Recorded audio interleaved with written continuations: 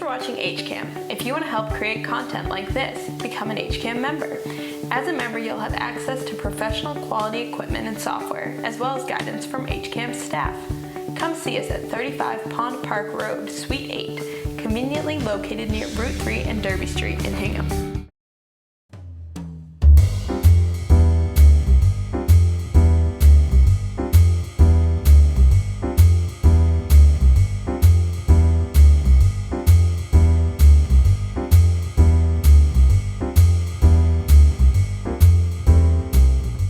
Welcome to Say What? Your Life at the Mic.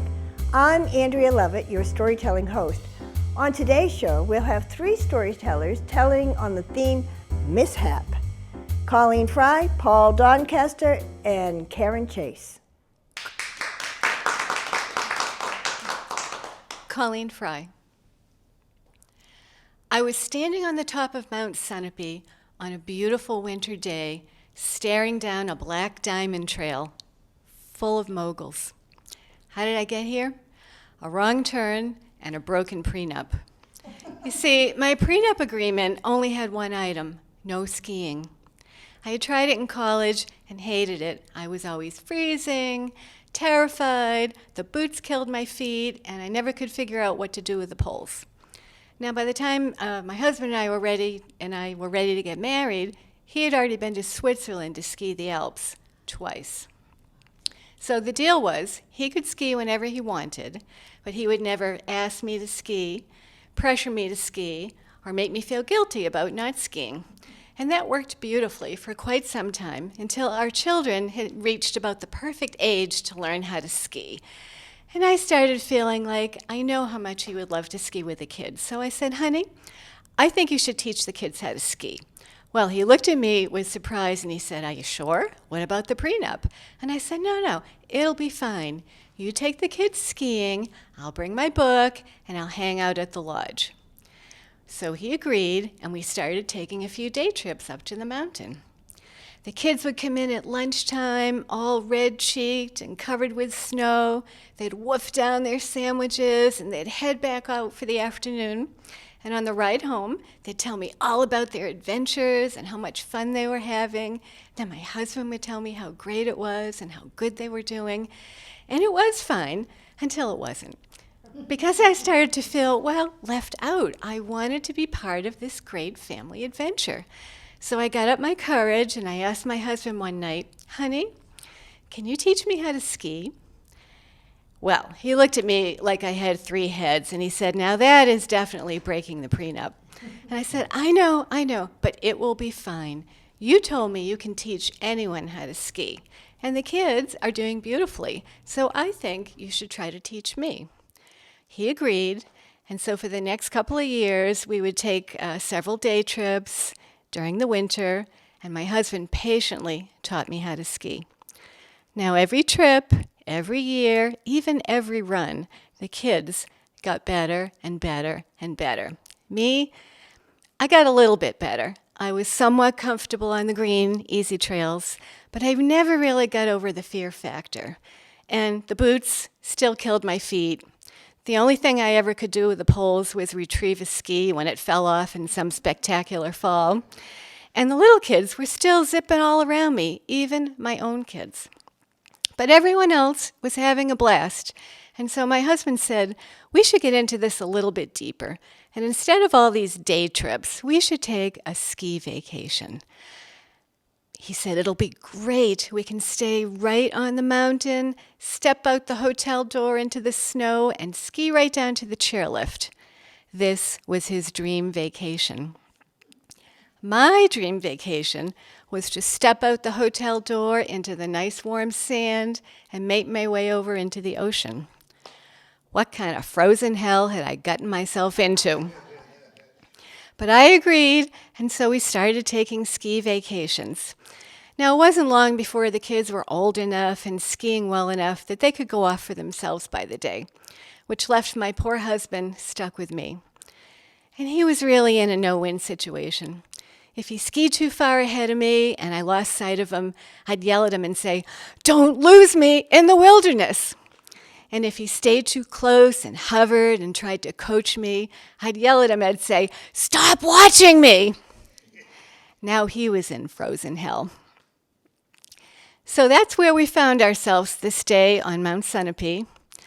I was staring down the Black Diamond Trail, and my husband had skied up a little ahead of me and was lovingly trying to coach me down the moguls.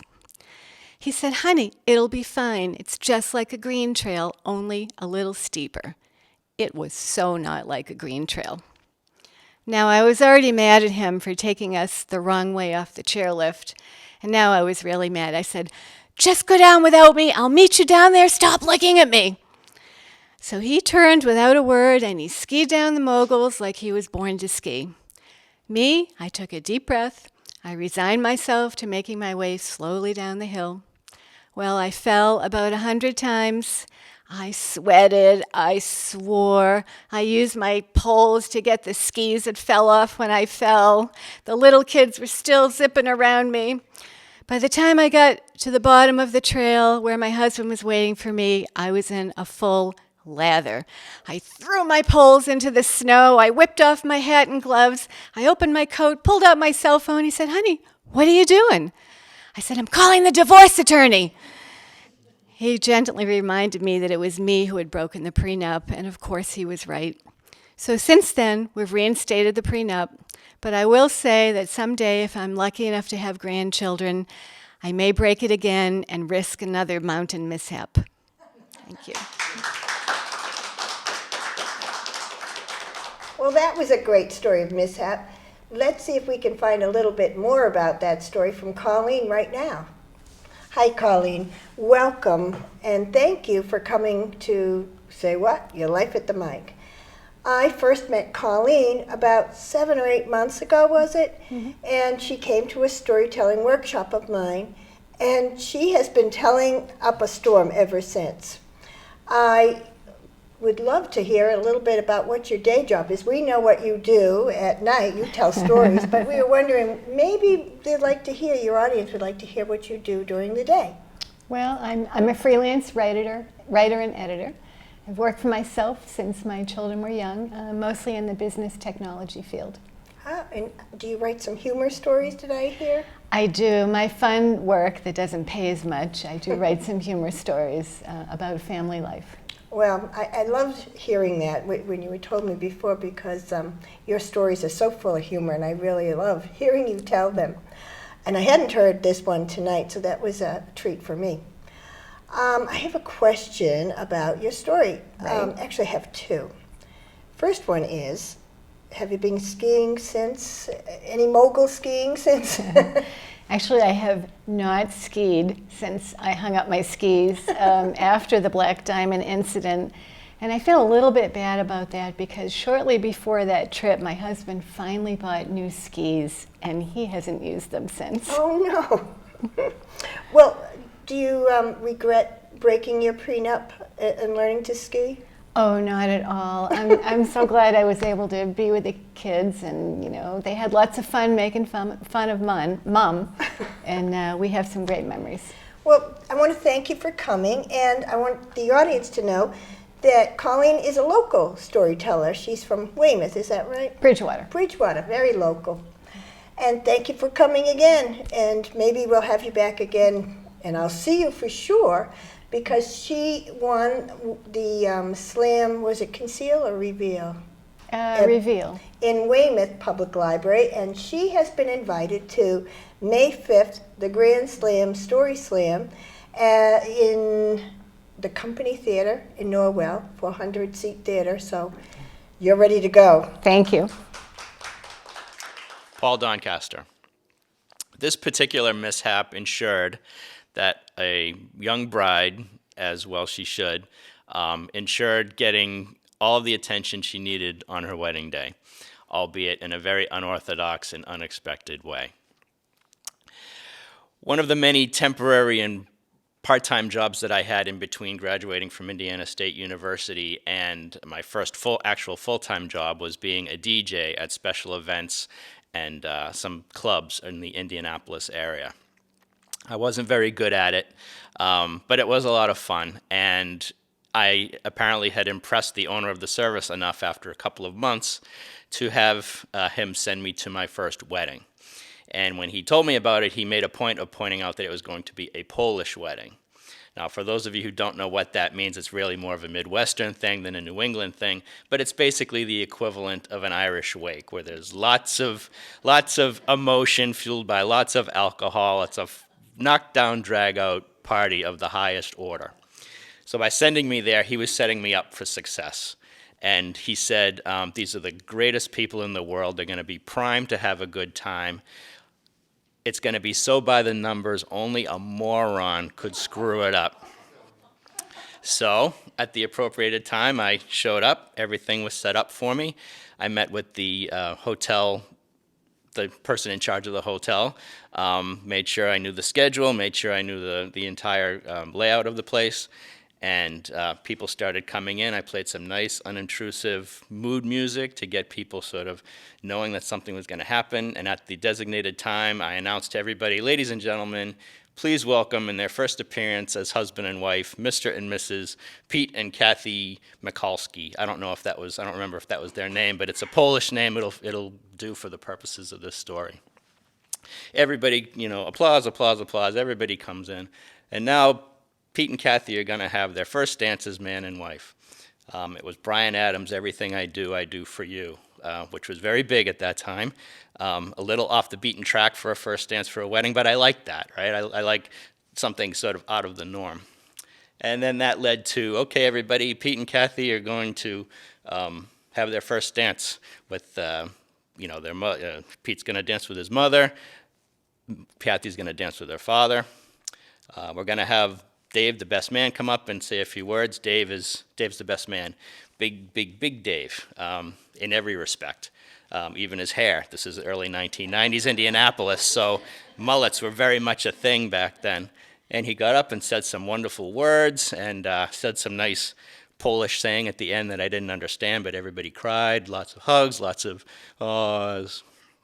And then from there it was, Pete and Kathy are going to cut the cake. Pete and Kathy are going to do this. Pete and Kathy are going to do that. Very, perfect day. And then from then on, it was very much by the numbers. It was a entire afternoon of, yes, ma'am, I absolutely will play Lady in Red for the 10th time. For the benefit of, this is vinyl, right? This is 1990, so I had to take the vinyl and put it down perfectly and do that and put the headphones on and everything. Yes, sir, I do have polkas. If you'll just step over here, I'll show you the few that I have. And so, from, the Hully Gully and the Chicken Dance to the Electric Slide and every song on the Dirty Dancing soundtrack, I just blew through the whole thing. Everybody had an absolute blast. And eventually it got to, okay, everybody, please make a circle. We're going to send Pete and Kathy out into their new life. Pete and Kathy come out. They do their dance. Lots of hugs, lots of applause, everything. They leave.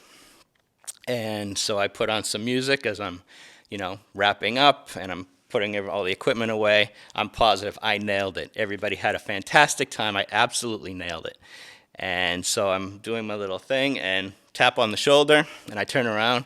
There's big best man Dave.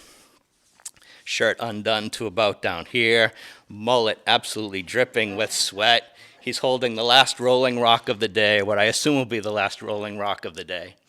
So I turn around and I stand up straight and I give him a big smile and I'm ready to accept the big compliment that I know is coming. And I said, yes, sir. And he had the beer like this and he went, her name's Debbie, And the only thing that came into my mind was, how do you say shoot me in Polish?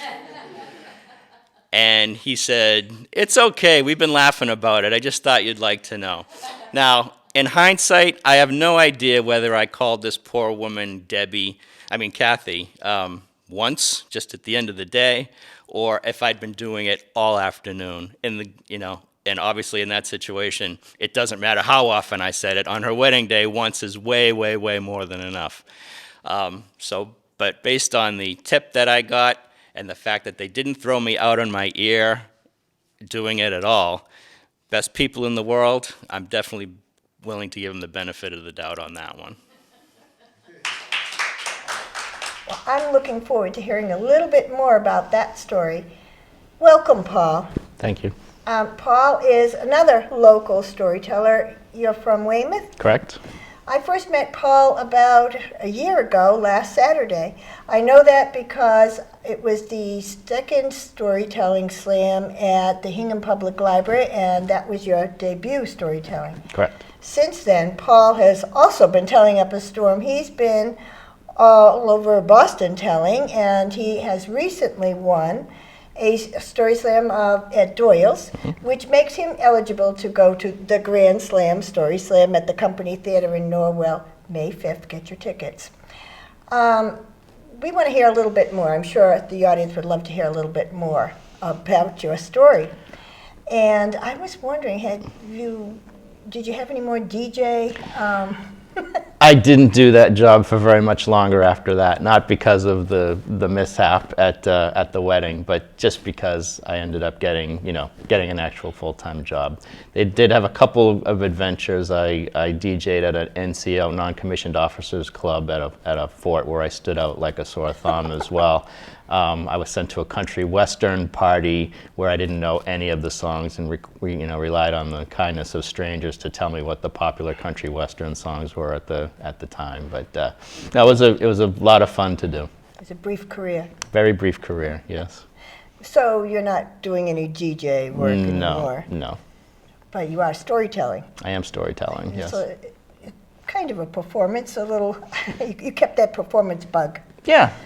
So we know you tell stories at night, and can you tell us a little bit about what you're doing during the day? Sure. It's a little bit difficult to explain. I have to go through this a lot, but my job is in user experience. I'm a user experience designer, and what that basically means, boiled down, is that I use research and interviews and other types of data to help figure out how to make online products and websites more user-friendly for the people who use them. Oh. I didn't know that. Well, thank you so much for joining us today. I loved your story, as I had requested. That's one of my favorite that you tell. And I hope you'll be back, and good luck at the Grand Slam. Thanks very much. Hi, I'm Karen Chase. My Irish grandmother raised 12 children, most of them boys. So you can imagine how much mayhem there was in that house. The stories are legendary, but she ruled with an iron hand, and they obeyed her, even when they were full-grown men. She had a habit of volunteering her sons to be pallbearers at funerals whenever they arose, and my Uncle Franny was just home from the war.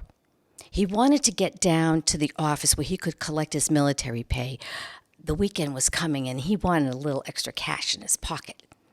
But my grandmother said he had to go and carry the casket of someone he didn't even know. So he got in his car on the way to the cemetery, and he was in the funeral procession, and he began to think, I can make it to the office, grab my check, and get to the cemetery just in time. So he quickly skirted out of the procession, made his way downtown, jumped out of the car, and when he turned around, saw that the entire funeral procession had followed him there. That's just one of the funny family funeral stories, but now I've added one more. A few years ago, my Aunt Millie's husband, Silvio, passed away. And the morning of the funeral, my husband and I were running a little bit late. So when we arrived at the funeral home, everybody was already in their car, lined up, waiting to go to the church for the Catholic Mass. Well, when I saw what was happening, I turned to my husband, Ray, and said, we better just go right to the church. We'll meet everybody there. I knew exactly where it was. It was my parish church when I was a child. So that's what we did. We got to the church before everyone else. We walked in, sat into a pew, slid down to the end, and waited. Soon people started coming in, and then the priest solemnly walking down the center aisle with the two altar boys behind him carrying tall brass candlesticks, and behind them, the pallbearers carrying the casket, and behind them, the family. The family. I didn't recognize a single person. As I'm trying to process this in my head, the priest steps up to the altar, turns to the congregation, and says, "We're here to celebrate the life of Susan." Susan? I turn to my husband and say, "Oh my God, we're at the wrong funeral." Well, he immediately says, "Let's go." But 12 years of Catholic schooling leapt out of my mouth. "No, you never turn your back on a priest. Wait until he turns around." Well, as soon as he did, we slid out of the pew and started going down the side aisle, trying to be as quiet as possible. But I could feel every head turn in unison as we made our escape. The moment we got outside, we dissolved into laughter. But where's Silvio? Both of us had forgotten our cell phones that morning, so we immediately headed back to the funeral home. The door was locked. I'm banging on the door as hard as I can when suddenly it opens and a slightly irritated funeral director looks at me and says, "Hello." Well, I had no time for pleasantries. I said, "Where is Silvio's funeral?" "It's at St. Mary's." "No, it's not. We were just there." That's when we found out there was a church by the same name in the next town over. We jumped to the car. We made it just in time. It was a lovely service. And as everyone made their way back to their cars for the last solemn drive to the cemetery, my husband leans over and whispers, "I really have to go to the bathroom." We got out of the driveway as soon as we could, ahead of everybody else, found the first Dunkin' Donuts, got in and got out as fast as we could. And as we drove through the massive iron gates of the cemetery, we were in luck. The gravesite was right in front of us. We could tell because they had erected a small, open-sided white tent to shield the mourners from the sun. They were all gathered closely around the grave. The priest was about to speak. We closed the doors of our car as quietly as possible. But the click-clack of my high heels on the pavement made everybody turn around in unison. They were the same people from the wrong church. We ran back to the car as quick as we could, and after a few minutes' drive around the massive cemetery, we finally found Silvio. Later on, I told my Aunt Millie what had happened, and she just laughed and laughed. She said, "Well, now you're a part of this crazy family for real." And that is how we became part of the family lore and their crazy, mixed-up mishaps.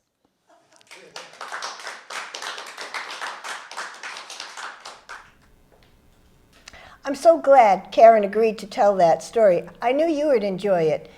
Let's ask her a few more questions about that story. Hi, Karen. Welcome to Say What? Your Thank Life you. at the Mic. Happy to be here. Karen is not only a storyteller, she is a colleague and a friend of mine. And I'd heard that story and I knew the audience would enjoy it.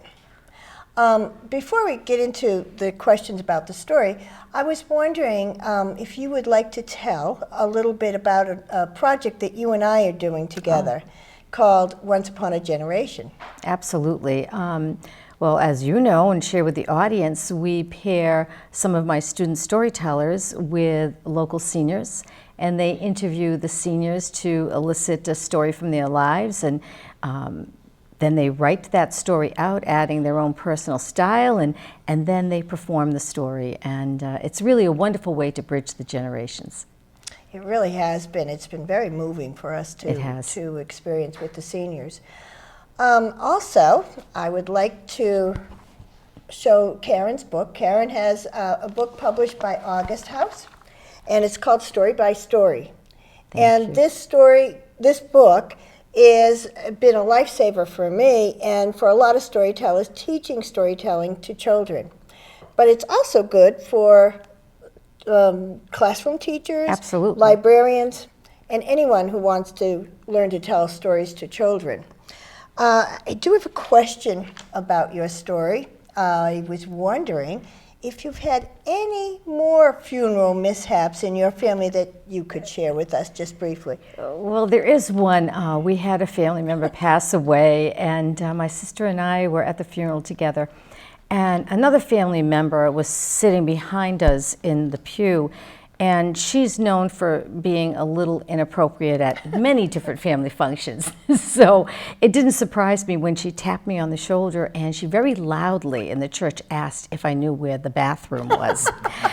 And I just shook my head no and tried to be as quiet as possible, but she persisted and continued to have this rather loud conversation, and finally left the church. She made a big display and left the church, I guess, to go find a bathroom. And my sister and I just lost it, laughing in the church. We couldn't seem to control ourselves, so now I think we're the inappropriate ones in the family. Well, I love that you told that, and thank you so much for coming. My pleasure. Karen is from Freetown, Mass., and you can find her on the internet at www.storybug.net. Correct. Thank you, and we'll see you back again soon, I hope. Thank you. Love to come back. Thank you. Watch for another story installment of Say What? In April, when the theme will be funny business. Any funny 5-minute story? Do you have one you'd like to tell? Vacation disaster? Family dinner? If you have a story on this theme and would like to be considered for telling a 5-minute true story from your life, then email me love2tell2@aol.com with your information, and I will be in touch with you. If you're hungry for more stories while you're waiting for this show's next episode, try coming to South Shore Story Slams near you. April 4th, Priceless at the Common Market in Quincy, starts at 7 p.m. April 10th, Storytelling Workshop at the James Library and Center for the Arts in Norwell, 7 p.m. And April 16th, Funny Business at Doyle's Cafe in Jamaica Plain, 7 p.m.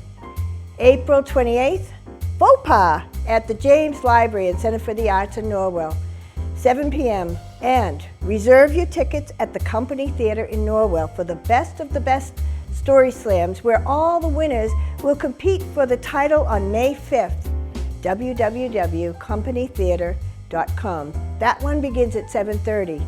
You can find a list of all the story happenings at www.massstory.com. Also, there will be a storytelling conference coming up in the Northeast Storytelling Conference in Plymouth this year. It begins March 24th and it goes all the way to March 26th. You can find more information about the conference at www.lanes.org. Until then, remember, a story is not a story until it's told.